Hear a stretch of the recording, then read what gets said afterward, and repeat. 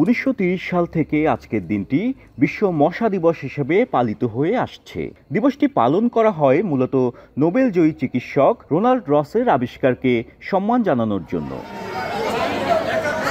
এবছর বাংলাদেশে ডেঙ্গুর হটস্পট হিসেবে চিহ্নিত বরগুনা জেলার জন্য এই দিনটি এসেছে ভীষণ উদ্বেগ নিয়ে। বছরের শুরু থেকে এ পর্যন্ত জেলায় আক্রান্তের সংখ্যা প্রায় ৬,০০০, যার মধ্যে মৃত্যু হয় ৪০ জনের।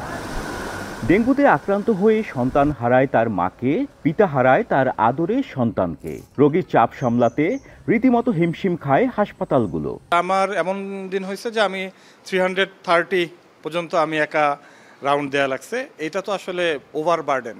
একজন ডাক্তার যদি সুস্থ মস্তিষ্কে দেখতে চায় 50-র বেশি তার পক্ষে, যদি আপনি ইন্টারন্যাশনাল স্ট্যান্ডার্ড চিন্তা করেন, 50-র বেশি দেখা পসিবল না। ডেঙ্গুর প্রাদুর্ভাব বাড়লে তড়িঘড়ি করে পরিচ্ছন্নতা ও মশক নিধন কার্যক্রম সহ স্বাস্থ্যসেবার মান উন্নয়নে নানা উদ্যোগ নেয় জেলা প্রশাসন, স্বেচ্ছাসেবী সংগঠন ও স্বাস্থ্য বিভাগ। তবে এমনি সময়ে কারোর যেন কোনো মাথা ব্যথাই থাকে না। বর্তমানে ডেঙ্গু পরিস্থিতি কিছুটা কমলেও আগামী দিনে ডেঙ্গু মোকাবিলা নিয়ে উদ্বিগ্ন সচেতন মহল।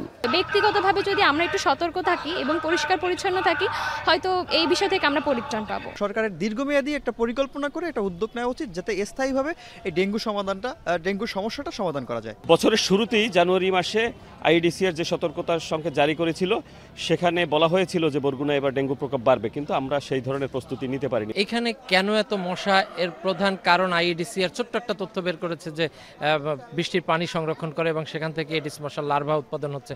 এখানে একটা দীর্ঘমেয়াদী একটা বড় ধরনের গবেষণা করা দরকার বলে আমি মনে করি।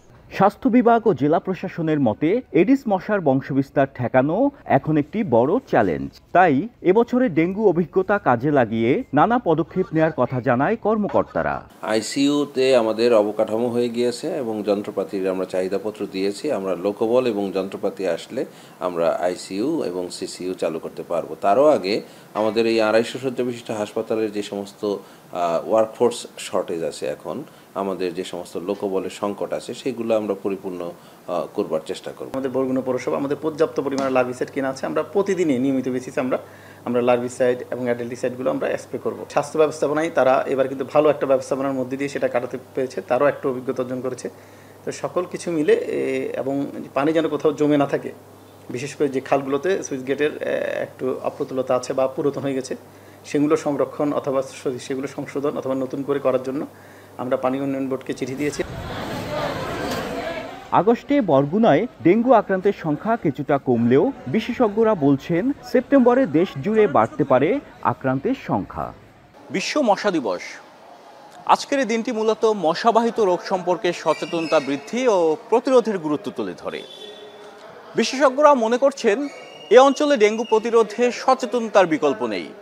অন্যদিকে মশক নিধনে জেলা প্রশাসনের কঠোর পদক্ষেপ নেওয়ার পাশাপাশি বরগুনা সদর হাসপাতালে স্বাস্থ্যসেবার মান উন্নয়ন সহ এ জেলায় একটি মেডিকেল কলেজ স্থাপনের দাবি স্থানীয়দের।